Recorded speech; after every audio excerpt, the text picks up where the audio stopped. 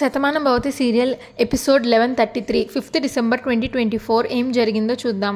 ప్రీతి దయాకర్ రామకృష్ణ వాడెవడో ఇన్ఫర్మేషన్ నాకు వెంటనే కావాలి, లేదా వాడెక్కడుంటాడో చెప్పు, వాడెక్కడుంటాడో తెలిస్తే ఖచ్చితంగా మనకి భాను గురించి ఇన్ఫర్మేషన్ తెలుస్తుంది అని అంటుంది. అప్పుడు ఆ ట్రాఫిక్ పోలీస్ కానీ మేడం వాడు ఆ అమ్మాయి పేరు రాధా అని చెప్పాడు, భాను అని చెప్పలేదు అని అంటాడు. అప్పుడు పార్దు ఏంటి రాధా అని చెప్పాడా అంటే అవును సార్ తన పేరు రాధా, అమ్మాయిది మా ఊరే అని చెప్పాడు అని అంటే ప్రీతి దయాకర్ అసలు మీరు చెప్తుంది ఎవరి గురించి అని అడుగుతుంది. అప్పుడు ఆ ట్రాఫిక్ పోలీస్ అదే మేడం నేను నైట్ మీరు వచ్చేసరికి దండం పెట్టాడు కదా రుద్రప్ప తన గురించే అని అంటాడు. అప్పుడు ప్రీతి వాడా కానీ వాడు ఫుల్గా తాగున్నాడని కదా మీరు స్టేషన్కి తీసుకొచ్చారు అని అడుగుతుంది. మరి వాడు గుర్తుపట్టడం ఏంటి అని ప్రీతి అంటే దానికి పార్దు తాగున్నాడు అని నువ్వే చెప్తున్నావు కదా ప్రీతి, తాగున్నోళ్ళ మాటలు ఎలా నమ్ముతాం అని అంటాడు. వాడు ఆ మైకంలో ఎవరి ఫోటో చూసి ఎవరనుకున్నాడో భాను చూసి రాదన్నప్పుడే వాడు చెప్పింది తప్పు అని అర్థమవుతుంది కదా అని అంటాడు.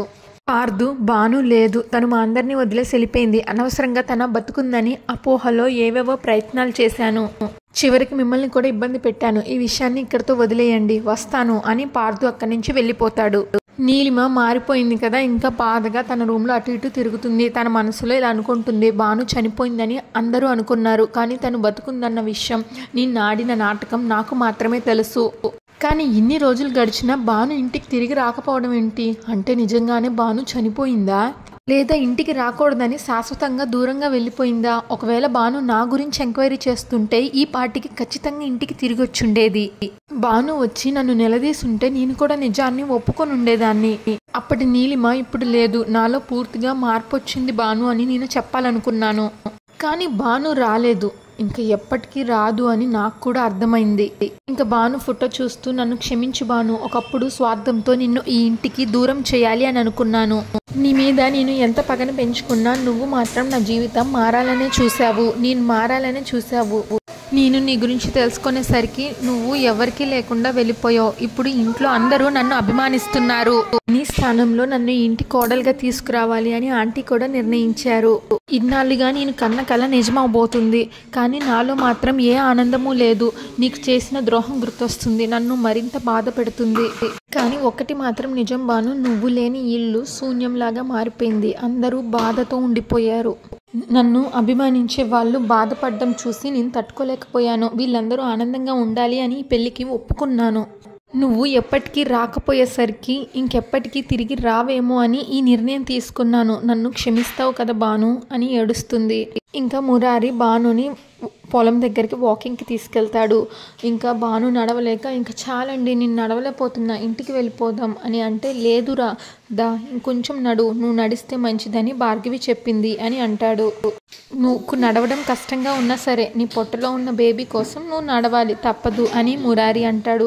అప్పుడు భాను నా మీద ఇంత కేరింగ్ చూపిస్తున్నారు, దానికి మీ ఇంట్లో వాళ్ళు కూడా మిమ్మల్ని తప్పుపడుతున్నారు, మిమ్మల్ని ఎంతగానో ప్రేమించే మీ అమ్మగారు కూడా మీకు దూరం అవుతున్నారు, వాళ్ళందరినీ దూరం చేసుకుంటూ నా మీద ఇంత కన్సర్న్ చూపించడం కరెక్టేనా అని అంటుంది భాను.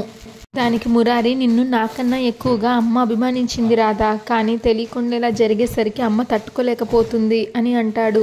పరువే ప్రాణంగా బతికే మనిషి, ఆ పరువుకి ఎక్కడ భంగం వాటిల్లుతుందో అని అలా మాట్లాడుతుందేమో. అమ్మ గురించి నాకు పూర్తిగా తెలుసు, త్వరలో అన్నీ తొందరగా సర్దుకుంటాయి అని అంటాడు మురారి. తల్లిని బిడ్డని ఈ ప్రపంచంలో ఏ శక్తి వేరు చేయలేదు, అలాగే నిజమైన ప్రేమను కూడా దూరం చేయలేదు అని అంటాడు మురారి. ఈలోగా ఇద్దరు అమ్మాయిలు వచ్చి అన్నయ్య ఎలా ఉన్నారు అని అడుగుతారు. హే బాగున్నాను రా, మీరెలా ఉన్నారు అని మురారి అంటాడు. బాగున్నాం అన్నయ్య, మీరు ఈ ఊర్లో ఉండగా మేమెందుకు మేము బాగున్నాము అని అంటారు. వదిన మీ ఆరోగ్యం ఎలా ఉంది అని అడిగితే భాను వింతగా చూస్తుంది. వీళ్ళని నువ్వు గుర్తుపట్టలేదు కదా, వీళ్ళు మనకి బాగా కావాల్సిన వాళ్ళు, మన ఊర్లోనే ఉంటారు అని అంటాడు మురారి భానుతో. జాహ్నవి గీత అని పరిచయం చేస్తాడు భానుకి మురారి. అప్పుడు అవునక్క, ఇక్కడ పొలం పనులు చేసుకుంటూ బతకడమే మా బతుకు అని అనుకున్నాం, కానీ ఆ రోజు మీరు వచ్చి ఒక మాట చెప్పాకే మా బతుకు మారింది అని అంటుంది ఒక పాప. అన్నయ్య మమ్మల్ని చదివిస్తున్నారు, ఇప్పుడు మేము కూడా చదువుకుంటున్నాం, చదువుకోవాలనున్నా అప్పుడు చదివించే స్తోమత మా ఇంట్లో వాళ్ళకి లేదు, ఎప్పటికీ మీకు రుణపడి ఉంటాము అని ఆ పిల్లలంటే దానికి మురారి చూసావా రాదా, నువ్వు ఈ ఊరు వచ్చినప్పటి నుంచి ఇక్కడ అందరికీ మంచి జరిగింది, అందుకే ఈ ఊరిలో జనానికి నువ్వంటే అంత అభిమానం, మర్చిపోయాం అని అంటాడు. ఇప్పుడు భాను, నా గతాన్ని నేను మర్చిపోయినా ఆ గతం తాలూకు గుర్తులు మీరు అనుక్షణం నాకు గుర్తు చేస్తూనే ఉన్నారు, కానీ ఎందుకో అవి నా ఊహకు కూడా అందడం లేదు అని భాను అంటుంది. అప్పుడు ఆ పిల్లలు, అన్నయ్య మీ పక్కన ఉండగా మీకే బాధ ఉండదు, కానీ ఒక్కటొదిన తప్పకుండా మీకు గతం గుర్తొస్తుంది, మీరు అన్నయ్య సంతోషంగా ఉంటారు, మీకోసం మేమిద్దరం ఒక గిఫ్ట్ తీసుకొచ్చాం తీసుకోండి అని భానుకి ఇస్తే, భాను నాకెందుకు అని అంటుంది. మీరంటే మాకు ఎంతో ఇష్టం వదిన, తీసుకోండి అని అంటే, మురారి అభిమానంతో తెచ్చారు కదా రాధా తీసుకో అని అంటాడు. ఓపెన్ చేస్తే అది హిమాలయ సెట్ అనమాట. బేబీ పౌడర్, బేబీ ఆయిల్, అది మొత్తం సెట్ ఉంటుంది. అప్పుడు రాధా ఎంతో సంతోషిస్తుంది. మాకన్నీ తెలుసు వదిన, మీ పుట్టబోయే బిడ్డకి ఫస్ట్ గిఫ్ట్ మాది అయి ఉండాలి అని అంటారు ఆ పిల్లలు. అప్పుడు అది చూసి భాను చాలా సంతోషిస్తుంది. నేను అమ్మనవుతున్నానన్న ఆనందంలో చెప్తున్నా, నా బిడ్డకు వచ్చిన మొదటి గిఫ్ట్ ఇది, ఈ గిఫ్ట్ చాలా బాగుంది అని అంటుంది. ఇక వాసు పైనుంచి మెట్లు దిగి వస్తాడు. అది చూసి మనోహర్, వాసు నువ్వెప్పటికీ నడవలేవేమో అని అనుకున్నాం రా, నువ్వు ఇలా నడుస్తున్నందుకు మాకెంతో సంతోషంగా ఉందిరా అని వాసుని వాటేసుకుంటాడు మనోహర్. నాకు యాక్సిడెంట్ అయి హాస్పిటల్లో ఉన్నప్పటి నుంచి ఈ రోజు వరకు మీ అందరూ నన్ను చంటి బిడ్డను చూసుకున్నట్లు చూసుకున్నారు. నాకంటే అదృష్టవంతులు ఎవరు ఉండరు కోరా. అదంతా ఒక ఎత్తు అయితే, ఈరోజు నేను నడుస్తున్నానంటే దానికి కారణం నా కూతురు నీలిమనే. దానికి ఊర్మిళ, అవునన్నయ్య, భాను ఉంటే మిమ్మల్ని ఎలాగైతే చూసుకునేదో నీలిమ కూడా మిమ్మల్ని అలాగే చూసుకుంటుంది అని అంటుంది. ఒక విధంగా చెప్పాలంటే భాను తను వెళ్ళిపోతూ నీలిమని ఆ స్థానంలోకి పంపించిందా అన్నట్లు నీలిమ మనందరినీ మార్చింది అని అంటుంది ఊర్మిళ. ఆర్దు కూడా నీలిమ మీద ఏ కోపం లేకుండా, అవును నాన్న భాను మీద ఎలా ఆలోచించేవాడో ఇప్పుడు నీలిమ గురించి కూడా అంతే మంచిగా ఆలోచిస్తున్నాడు, నీలిమ కూడా పూర్తిగా మారిపోయి ఈరోజు నాన్న నిలబడటానికి కారణమైంది అని అంటాడు. అప్పుడు భాను కూడా, అవునే, ఒకప్పుడు ఈ నీలిమని చూస్తే మిడిగుడ్ల దానా అని నేను ఎప్పుడు ఆట పట్టిస్తూ ఉండేదాన్ని, ఎందుకంటే దానికి అప్పుడు వంకర బుద్ధి ఉండేది, అందరి నాశనం కోరుకునేది, కానీ ఇప్పుడు నీలిమ పూర్తిగా మారిపోయింది, ఈ ఇంటి సంతోషాన్ని కోరుకుంటుంది, ఈ ఇంట్లో అందరూ బాగుండాలని మనస్ఫూర్తిగా కోరుకుంటుంది, అది మారింది అనడానికి నిదర్శనమే ఈ రోజు వాసు మనందరి ముందు ఇలా నిలబడ్డం అని అంటుంది బామ్మ. నీ మీద నాకు అభిమానం పెరిగిందే నీలిమ అని అంటుంది బామ్మ. అప్పుడు నీలిమ, బామ్మ అప్పుడు మీరు నన్ను తిట్టినా నా మంచి కోసమే తిట్టారు అని నాకు ఇప్పుడు అర్థమైంది, మంచి మనసు ఎప్పుడు మంచే చేస్తుంది అని నాకు అర్థమైంది అంటుంది నీలిమ. అప్పుడు చాందిని, అది సరే మావయ్య, ఇంత పొద్దున్నే ఎక్కడికి బయలుదేరారు అని అడిగితే దానికి కార్తిక్, మావయ్య ఈ రోజు నుంచి మళ్ళీ డ్యూటీలో జాయిన్ అవుతున్నారు అమ్మా అని అంటాడు కార్తిక్. నీలిమ వాసుతో, అదేంటి నాన్న మీరు ఆఫీస్కి వెళ్తున్నారా అని అంటుంది. అప్పుడు ఏమన్నామమ్మా అంటూ వాసు చాలా ఎమోషనల్ అయిపోతాడు. వాసు ఎమోషనల్ అవడం చూసి, ఏంటంకుల్ ఏమన్నా తప్పుగా మాట్లాడానా అని నీలిమ అంటే, లేదమ్మా, నువ్వు నాన్న అని పిలిస్తే నా బంగారు తల్లి పిలిచినట్టుగానే అనిపించింది, దేవుడు నాకు ఒక కూతుర్ని దూరం చేసి ఇంకొక కూతుర్ని దగ్గర చేశాడమ్మా అని అంటాడు వాసు. ఇక నుంచి నువ్వు నన్ను ఎప్పుడు నాన్న అనే పిలు, నేను నీకు నాన్ననేరా అని వాసు అంటే నీలిమ కూడా ఎంతో ఎమోషనల్ అయిపోయి ఏడుస్తుంది, వాసుని హక్ చేసుకుంటుంది. అప్పుడే ఆఫీస్కి ఎందుకు నాన్న, రెస్ట్ తీసుకోవచ్చుగా అంటే దానికి వాసు, లేదు తల్లి, ఇన్ని రోజులు రెస్ట్లోనే ఉన్నాను కదా, ఇన్ని రోజులు కదలాలి అని అనుకున్నా కదలలేని పరిస్థితి, కాస్త ఆఫీస్కి వెళ్తే నాకు కాస్త రిలీఫ్గా అయినా ఉంటుంది అని అంటాడు వాసు. ఇవాల్టి నుంచే డ్యూటీలో జాయిన్ అవుతానని కలెక్టర్ గారికి కూడా ఫోన్ చేసి చెప్పాను, ఆయన కూడా రమ్మన్నారు అని వాసు అంటే, నేను అని ఒక్కడివే చెప్పకురా, నేను కూడా వస్తున్నాను అని మనోహర్ అంటాడు. అప్పుడు ఊర్మిళ, అన్నయ్య అంటే ఆఫీస్కి వెళ్తున్నారు కానీ మీరు దేనికి వెళ్తారు అని అడుగుతుంది. దానికి మనోహర్, ఇన్ని రోజుల తర్వాత నా స్నేహితుడు ఒంటరిగా బయటకు వెళ్తున్నాడు, వాడిని వదిలేసి ఎలా ఉంటాను చెప్పు, ఈ రోజంతా వాడితోనే ఉంటాను, వాడితో స్పెండ్ చేయడం నాకు ఎంతో ఆనందాన్ని ఇస్తుంది అంటాడు. ఇదిగో నాకెవ్వరూ అడ్డు చెప్పొద్దు అని మనోహర్ అంటే, అప్పుడు బామ్మ, మీ ఇద్దరిని విడదీయాలని ఎవరు అనుకోలేదు, ఇద్దరు కలిసి వెళ్తానంటే మేమెందుకు అడ్డు చెప్తాం అని అంటుంది బామ్మ. కార్తిక్, నీలిమ మనం కూడా బయలుదేరదామా అని అంటే, సరే కార్తిక్ అంటుంది నీలిమ. అప్పుడు ఊర్మిళ, చాలా సంతోషంగా ఉందిరా, చాలా రోజుల తర్వాత నువ్వు ఆఫీస్కి వెళ్తున్నావు, ఇన్ని రోజులు నీలిమ మన ఇంట్లో ఒక మనిషిగా ఆఫీస్కి వచ్చేది, కానీ ఈ రోజు నుంచి నీలిమ ఆఫీస్కి రాబోతుందంటే తనకి ఇంకొక బాధ్యత యాడ్ అవుతుంది, జరిగిపోయిన ఘటన మనమందరం మర్చిపోయాం, ఇంక ఇప్పుడు భవిష్యత్తును మాత్రమే ఊహించుకుందాం అని ఊర్మిళ అంటే, కార్తిక్ తన మనసులో, జరిగిపోయిన ఘటన మీ అందరూ మర్చిపోయి ఉండొచ్చు కానీ నేను మాత్రం భానుని ఎప్పటికీ మర్చిపోలేను అని అనుకుంటాడు.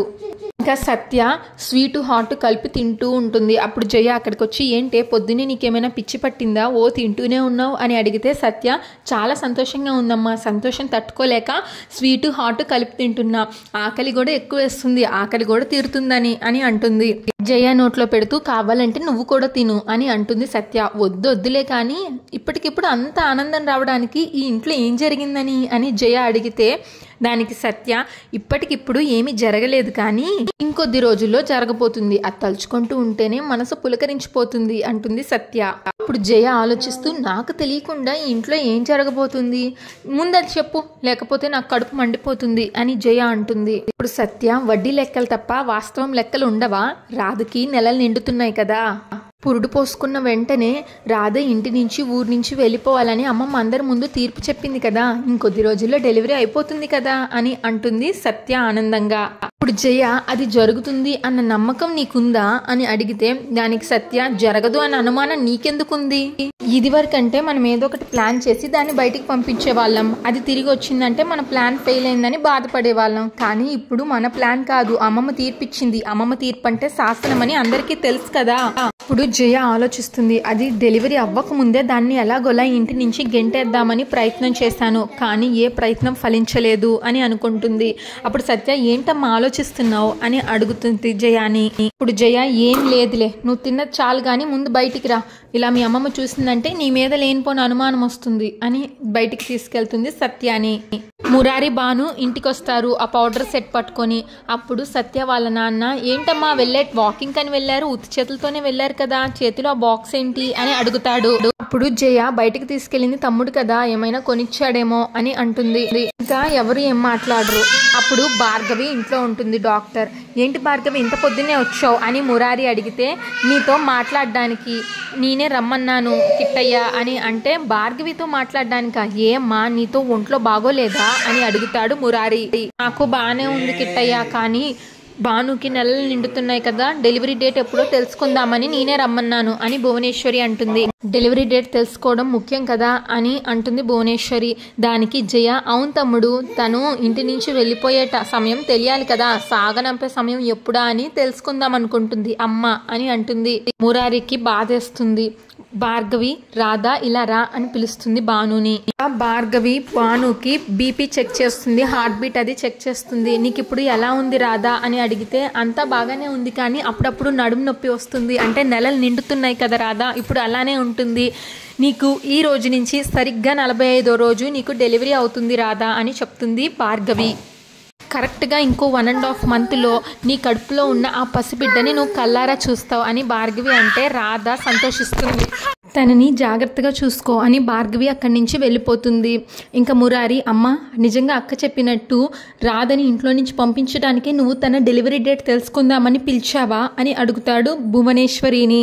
దానికి భువనేశ్వరి, ఒక నిర్ణయం తీసుకున్నాక దానికి కట్టుబడి ఉండాలి కదా కిట్టయ్య, అదేమీ తప్పు కాదు కదా అని అంటే దానికి మురారి, రాధని డెలివరీ అయ్యాక అంత తేలిగ్గా ఎలా పంపిస్తాననుకున్నావమ్మా అని అంటాడు. అప్పుడు సత్య, అదేంటి మావయ్య, పంచాయతీలో తీర్పుకి నువ్వు కూడా ఒప్పుకున్నావు కదా అని అడుగుతుంది. ఇప్పుడు ఇలా ఎలా మాట్లాడుతున్నావు అని అడిగితే సత్య వాళ్ళ నాన్న, సత్య ఇది పెద్దవాళ్ళ విషయం, నీకు అనవసరం అనుకుంటాను, నోరు మూసుకొనుండు అని అంటాడు. దానికి భువనేశ్వరి, విషయం పెద్దవాళ్ళదైనా సత్య నిజమే అడిగింది కల్కి అని అంటుంది. మురారి, డెలివరీ సమయంలో రాధకి గతం గుర్తొస్తుంది అని డాక్టర్ చెప్పారు. అప్పుడు జయ తన మనసులో, వామ్మో రాధకి గతం గుర్తొచ్చిందంటే అది నా ప్రాణం మీదకి వస్తుంది, అప్పుడు ఇంటి నుంచి బయటికి వెళ్ళేది అది కాదు నేను అని భయపడుతుంది. అప్పుడు మురారి, నా రాధకి గతం గుర్తొస్తే తను ఈ ఇంటి నుంచి బయటికి వెళ్ళిన తర్వాత జరిగిందేంటో మనకి చెప్తుంది. ఈ ఇంటి నుంచి బయటికి వెళ్ళాక తనకి ఒక కుటుంబం ఏర్పడి ఆ కుటుంబం తన కోసం వెతుకుతున్నారు అని తెలిస్తే సంతోషంగా పంపిస్తాను, నేనే రాధని స్వయంగా వెళ్ళి దింపి వస్తాను అని అంటాడు. అప్పుడు జయ, ఒకవేళ అలా జరగకపోతే అని అడుగుతుంది. నా రాధ మోసపోయినా వేరే కారణం వల్ల తనకి ఇలా జరిగినా అది నా రాధ తప్పు చేసినట్లు కాదు, ఆ శాపానికి నా రాధ గురి కాకూడదు, ఒంటరి ఆడది సమాజంలో బ్రతకటమే కష్టం, అలాంటిది ఒక పసిపిల్లతో ఎవరు లేని అనాథగా నా రాధ బతకాల్సిన అవసరం తనకి రానివ్వను అని అంటాడు మురారి. అది విని జయ సత్య షాక్ అయిపోతారు. ఒకళ్ళు మొహం ఒకళ్ళు చూసుకుంటారు. అప్పుడు మురారి, నువ్వెంతో గొప్ప మనిషి అమ్మా, ఎదుటి వాళ్ళు కష్టం అంటే చెలించిపోయే మనస్తత్వం నీలో ఉంది. అలాంటిది నా రాధ విషయంలో ఇంత కఠినంగా ఉంటావని నేను అస్సలు అనుకోలేదు అని అంటాడు మురారి. ఒకవేళ నిజంగా రాజా మోసపోయింది అనుకుంటే తను మనతో పాటు ఎప్పటికీ ఇక్కడే ఉంటుంది, అందుకు నువ్వు అనుమతిస్తావు కదా అని అడుగుతాడు భువనేశ్వరిని. ఇంకా భువనేశ్వరి రాధ వైపు చూస్తుంది, ఏం చెప్పాలో అర్థం కాక. అంతటితో ఎపిసోడ్ పూర్తయిపోతుంది. నెక్స్ట్ ఎపిసోడ్ ప్రోమోలో మురారి కల్కితో రాధని అమ్మలాగా పెంచిన సావిత్రి గారికి ఆరోగ్యం బాగోలేదంట. తను రాధని చూడాలనుకుంటుంది. నేను రాధ అక్కడికి వెళ్తున్నాం అని మురారి అంటాడు. దానికి భువనేశ్వరి, ఇప్పుడు అంత దూరం ఎందుకు కిట్టయ్యా అని అడుగుతుంది. దానికి జయ, రోజులు దగ్గర పడుతున్నాయి కదా, అందుకనే తను పెరిగిన అనాథాశ్రమానికి తీసుకెళ్తున్నాడు అని అంటుంది జయ. అక్కడికి వెళ్తే రాధకి గతం గుర్తొచ్చేస్తుందేమో, ఏం చెప్తుందా విందామని తీసుకెళ్లాడు అని అంటుంది జయ. ఒకవేళ తనకి గతం గుర్తొచ్చి మొత్తం చెప్పేస్తే తాళి కట్టేస్తావా తమ్ముడు, నీ భార్యను చేసేసుకుంటావా అని జయ అడిగితే మురారి కోపంగా చూస్తాడు వాళ్ళ అక్క జయ వంక. Shatamanam Bhavati serial regular updates కోసం మా ఛానల్ని సబ్స్క్రైబ్ చేసుకోండి. Thanks for watching.